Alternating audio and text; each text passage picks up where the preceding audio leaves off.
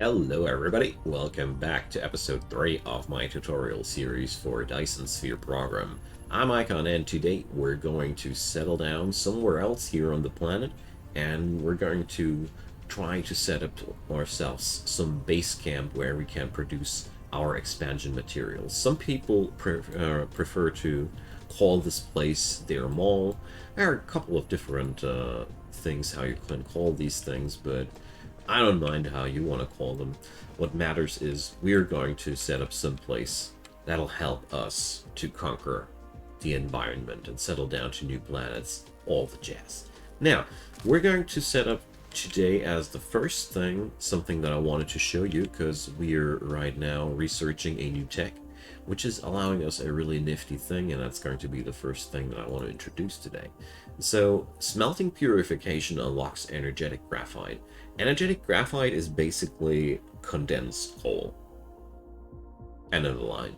The wonderful thing about that stuff is, you see, it has a pretty nifty energy density of 6.75 megajoule, and it even has a bonus when used as a fuel. That means it will provide more megajoules than it actually has. So, definitely want to have that, and that's going to be the first thing we're setting up today. So, we're going to pipe out a bit of the coal. Let's see, I do have one smelter in my pocket. Wonderful. Let's just place that down. Comes with the solder as well, but with the wrong recipe.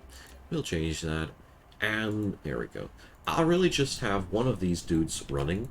We don't need much more than that. Later down the road, these things are going to have way more uses than just fuel, but we'll start out today with this. So let's slap them in, and I see it's going to be a very nice step forward. So let's see. Let's put some of the nature here into the tank as well, because we're going to set off to a little adventure. So I have also researched the vein resurf display in the whole system. This is going to be interesting later, because as you see here, our planet, I've just pressed V to get into the screen, our planet here provides, well, the only thing you're not seeing, because it's covered by the camera, by the way, are only the orbit radius and inclination and other things. What you see directly above the camera are the materials that the planet provides. So, you see, we don't own any silicon ore or titanium ore. Nothing. So these materials don't even occur naturally on this planet. This is always the case with your starting planet, or it has been always the case, though, whenever I started out with the game.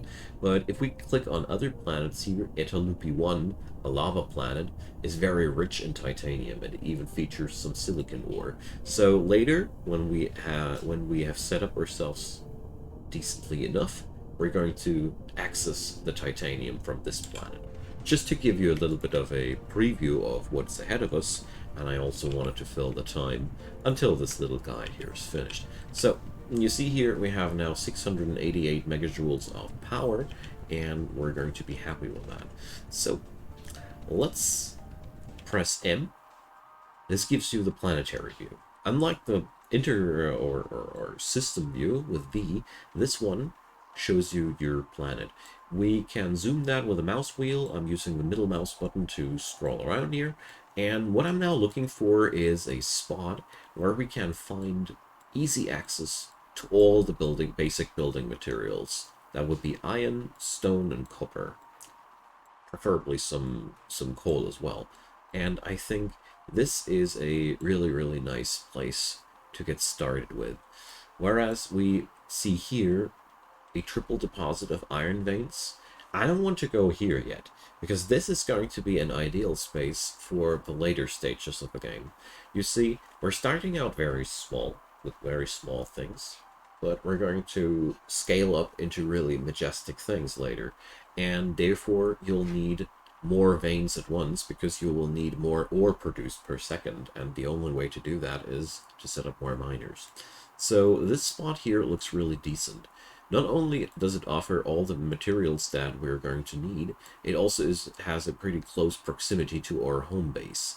The only thing I dislike so far is that we only have one iron deposit there in the vicinity, and it's pretty much in the northern hemisphere, closer to the northern pole of the planet, making building a little bit more difficult.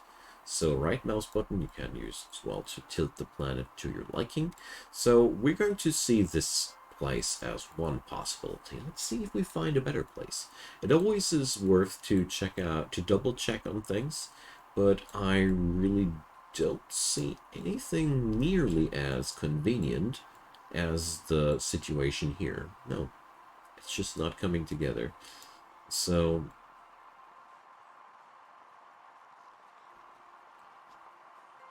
well, oh, wait a sec. There is one.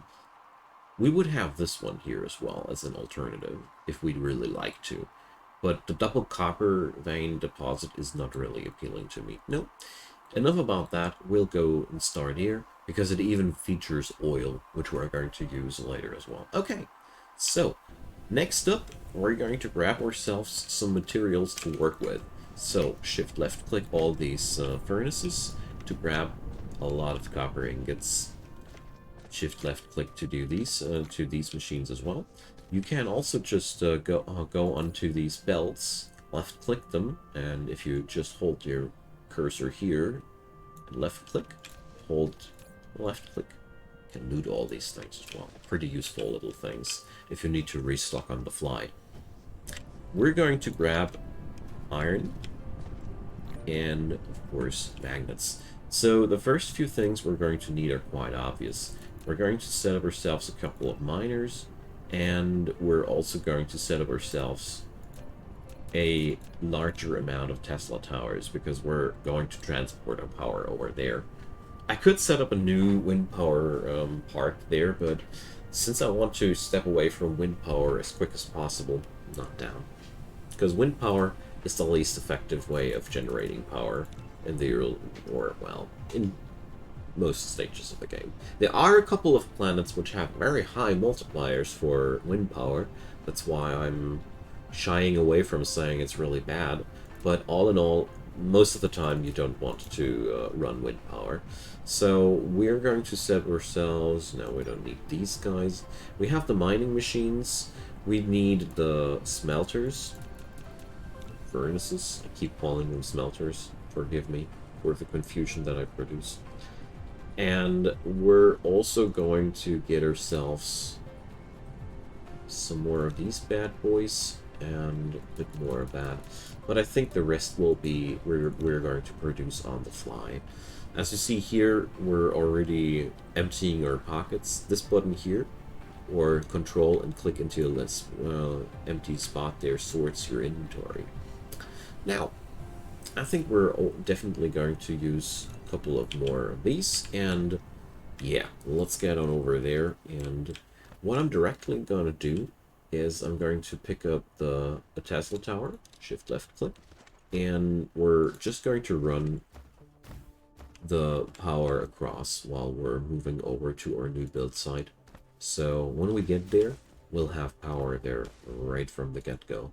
So unlike our first little science outpost, which is going to be outdated and, well, replaced later down the road, because we're going to need more than that, but for now, it's okay. Unlike this little outpost that I'm talking about, this new site will have way larger scales, so we're going to produce way more ore, and we're also going to scale the whole thing up in a way that we can consistently produce the machines that we need, and therefore we're going to need larger dimensions than the last time.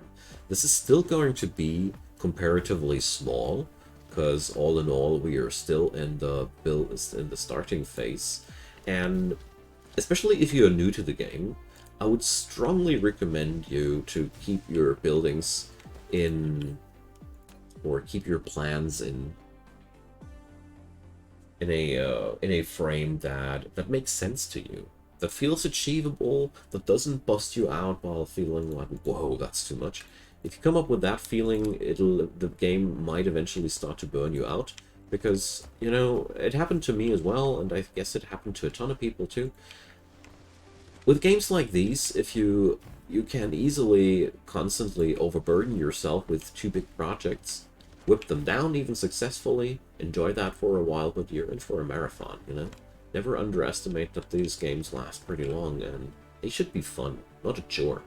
If your building style starts to feel like a chore, you might want to scale down a bit, or maybe take a pause and play something with less brain load. Alright, enough about that, let's get going here. As you saw, I have dragged down a power connection to the iron veins and to the copper veins. I like the fact that these are so nicely together there.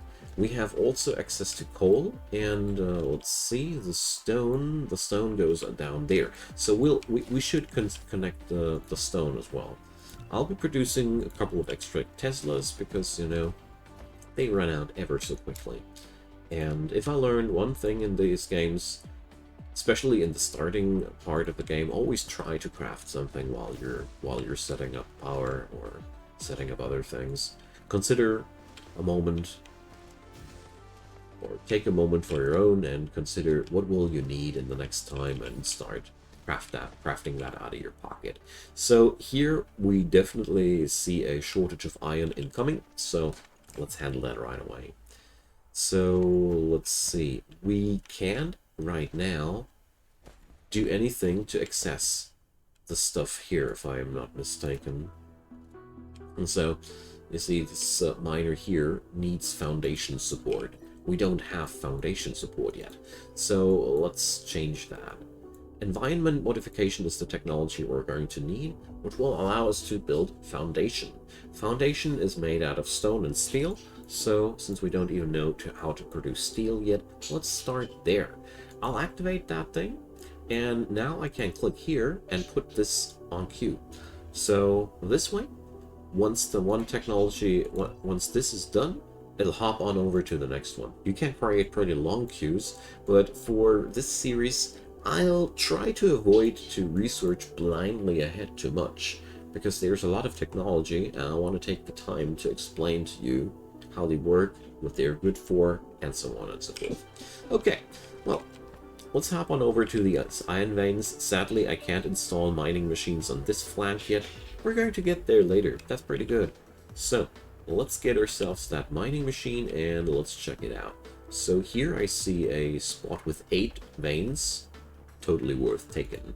So we're going to go on over here and we're going to try this out. And don't hesitate to double tap into any veins. If you can manage to pick up veins that the other mining machine already accesses, don't worry, doesn't matter. So here we have 7 on this side, and well, this side we won't be accessing yet. Or wait a sec, actually we might even. So well, now I want to access this patch probably from this side again. So keep in mind, if you double tap into veins like I do here, these guys here are being mined by 2 machines, I think. Your patch will run dry faster, and the productivity of the miners drops the moment they are accessing less nodes. So that's going to be an issue in the longer run. To avoid these issues, we're going to research the improved logistics system and help ourselves a bit. So I'm going to put this environment modification tech off the queue by just right-clicking that and re-enqueue that after this one, simply because this one is lower in cost and I want these parts. So this way, if you ever feel like your queue got in your way, you can reorganize that by just right-clicking it and removing it. So here we go. Now we are powering up these guys, and well, our generation capacity is no longer satisfying the machines entirely, so we're going to craft in the background of this a couple of extra wind turbines that we're going to use. So let's also grab some of that iron ore, because, you know, it might be unwieldy, it might be ungrateful, but we can just smelt the iron in our pockets and create these turbines. This way, we're busy while we're building. Like I said, always try to craft something, and we're going to pay attention to our fuel chamber, but everything's fine. So this machine has access to 7, and this machine has access to 8 nodes. So in a total, we have now 15 nodes accessed. So let's check this out. One conveyor belt has transport speed, so there's a limit of how much you can transport on one conveyor belt. So 6 units per second. That means 12 nodes and one conveyor belt is totally overburdened. So we're here right now accessing 8 plus 7, so 15. So basically, these two machines are providing more than enough output, but we can't connect the output of 2 machines, can we? Yes, we can. We just researched the necessary tools with improved logistics. The technology that just popped up there unlocks splitters and Mark II sorters. You remember those machines in the last episode that we weren't able to operate efficiently? We could change that now. Maybe I'll even do that. So what we're doing now is we're going to unify these streams. So, go. I'm putting these guys onto the same height, and now I'm using the splitter. I'm wrapping the splitter here in between those two, and we're going to connect one belt here, one belt there, and we're going to slap it out there. What happens now is that the output of these two machines get unified into this one stream. We are, as a matter of fact, producing now 7.5 ore per second. That's 1.5 ore per second more than this belt can use. So we're overproducing. Not the worst thing though, because like I mentioned, these veins will run dry, and therefore if you have a situation like this, it's not ideal. I don't want to say that you should keep it like that, but it ain't a catastrophe either, because if one of these veins will run dry, your machinery will still run efficiently because they still have enough. It'll take longer until they run dry. Okay, but let's check out what this means. So we have now a total of 6 iron ore per second. So unlike on the other lane, we're going to set up now those 6 smelters in a row and transform the output of these 2 miners completely into iron ingots, because I know that I'll be using amounts of these amounts, and we're going to need them. For the magnets, I'll be setting up an entirely own exclusive miner, and we're not going to mix that. No, not this time. Okay, so now again, to the belts. From the machine to the belts. And now we can easily just shift left click these things.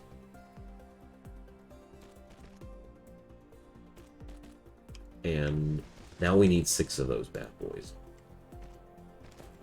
We're also starting to run out of belt and the like, so this comes just in time to produce iron plates for us. So the next thing we need is, of course, power. I want to drop down a power connector from here, and let's do this. So, shift left click, 1, 2, 3, 4, 5. Yeah. You get the idea. So, with all the explaining, I lose the ability to count. Brilliant. Okay, well. Now we got this.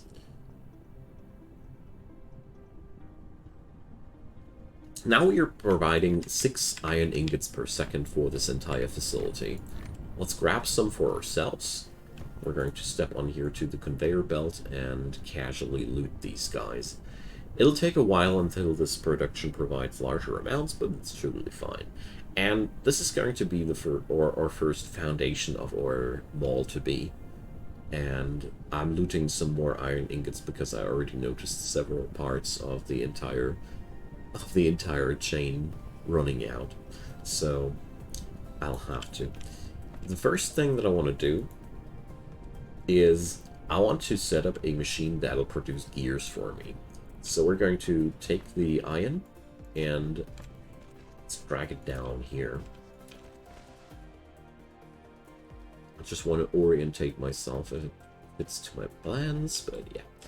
So there's one thing I know already for sure, and that's that I'll be disassembling the machine that I'll be setting up there after a while. But as you see here, crafting these gear wheels takes hell of a time, and a machine that'll do these for me so I can't just casually loot them once in a while is definitely worth it. We're also going to craft ourselves one storage for that. So I want to explain how these storage modules work while doing so. So let's set up this assembler. Slap it down right next to the belts.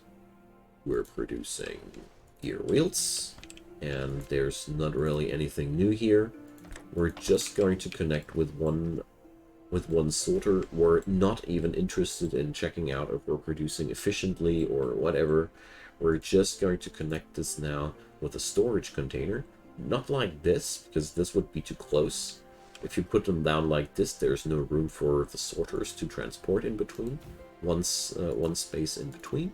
And now we connect that from the machine to there. And what's really, really important now is to power it, of course. Duh. But that's not what I'm talking about. What's really important is that you get on in there and you lower the capacity. So we're just going to set up, let's say, like that. This way, this machine will stop dropping stuff into this container once this stack is full. I don't want to have to move an entire stack or an entire storage container full of gear wheels one day. No thanks. But it'll really help me a lot to stop here every now and then and grab these guys to have to speed up my handcrafting. Now, let's get over there, and we're going to drop down a couple of extra wind turbines. I expect to remove them as the time comes, but for now they are quite irreplaceable. The thing is, smelting does need a lot of power, and therefore expand your wind park accordingly, but try to put it down somewhere where you don't want to build. This is just clogging up space and making it unusable for other purposes, and that sucks. So therefore, keep your wind turbines to the minimum. There are way better options that we're going to access as soon as possible, but right now it ain't really possible, so we gotta do what we gotta do. Alright, so with the gear wheels now in my pocket, we're going to hop on over and do the same thing with the copper veins. As you see here, this is a smaller deposit. We're going to yoink one miner. Oh, we're too far to... No, shift left. It was control I was holding down. Silly old me. So, shift left click the machines to grab them. And we have researched environment manipulation. This allows me to build foundation. Foundation basically transforms water into usable building space. Not much more to explain. So we're going to have here 2 machines accessing 6 veins each. That's the standard, so to say. So this is exactly the perfect amount for 2 for operating a Mark 1 conveyor belt. Like, there's exactly 6 units of ore per second coming out of these machines. It's pretty good. So we are now able to produce our conveyor belt massively faster because we have now access to the gear wheels. That's why I made them, because I know out of my own experience that conveyor belt is just one stuff you need tons of early on, and it's so cool if you can make it easy on yourself. So we're now checking out a good location for the furnaces. I'd say I'll drop them down here on the beach. So this means we'll be using our splitter this time more like here. I personally like to place down the splitter first, and then connect accordingly. And now we can output there. Hope that will fit. Yeah, good. So the dronesies of my Icarus right now are pretty slow. So, and we're also running out of fuel there, so it's very soon time to head on home. But we still have a couple of megajoules, so there's one thing you should always pay attention to. Operating the drones to build stuff in a larger scale costs your mech a lot of power. So you'll be needing to power up a lot more often the more stuff you build.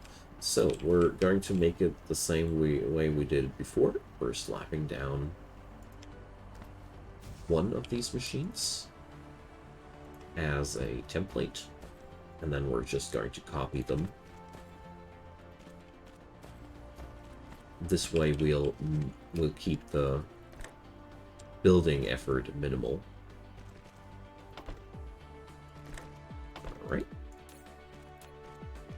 And now it's the same. It's double power of what we got before. And feels good, but it's still small scale. So we're going to make way larger things happen later down the road. But it's a start for you to see where things are headed with this game in the longer run. Ah, we're out of sorters. I was wondering, like, what the hell are you talking about? So, what are we lacking? Ha! A lack of iron. Well. But we don't need to head on back home for that. And if we act fast enough, we should be actually also able to craft our new fuel here on site. So that would be actually a good thing to do, don't you agree? Well, let's try to do this. And the more things you automate, the faster you will get your progress done. So basically, automation is really what you want to get on running as much as possible. But don't hound yourself. If you have trouble finding out how stuff should work in the first place. Just experiment around, try your first best ideas. It's really important that you're going to set things in motion the way you see them fit. In this episode, the most important things that we did so far were selecting a good spot to get to set the thing into motion, and then start to build these things in a more industrialized way. Because before we went with this part, we were just doing this, doing that, no bigger plan. Here's the bigger plan. We're going to excavate more materials from these deposits, and this center stage here will be where we're producing all the machines that we are right now painfully handcrafting. But that's still a little bit down the road. The good news, though, is we have now a lot more things accessible. There's one thing, though, we will need to produce steel as one important thing next, because steel can't be crafted in your pocket. There are a handful of things in this game which we can't just do on our own, and that's that. So, but I'm going to take that steel production into the next episode. I'm just wondering, yeah, well, we probably should set up ourselves on stone veins first, because stone, I haven't covered that yet, but I should. Stone is actually another material that we can put into the furnace. Stone is necessary for several products. Among these, the furnaces actually, or the smelters, they all need stone to be operated. I'm just carving up some local fauna to put into the oven because I noticed that I'm running low on power slowly. So we're going to do the same thing here. I try now to set up again, the mining machines as efficient as possible, but as a rule of thumb, if you get 6 nodes with your mining machine, you're good. Don't stress yourself out to get that much more. Actually, 6 per machine are just fine.